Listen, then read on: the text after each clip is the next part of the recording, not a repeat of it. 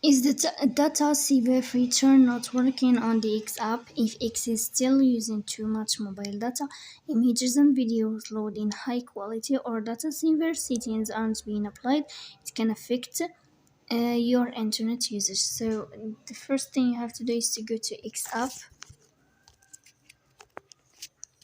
Then here in this page, you click on this sign of profile. After that, you will move to settings and privacy. Here in this list, you will go to security and safety.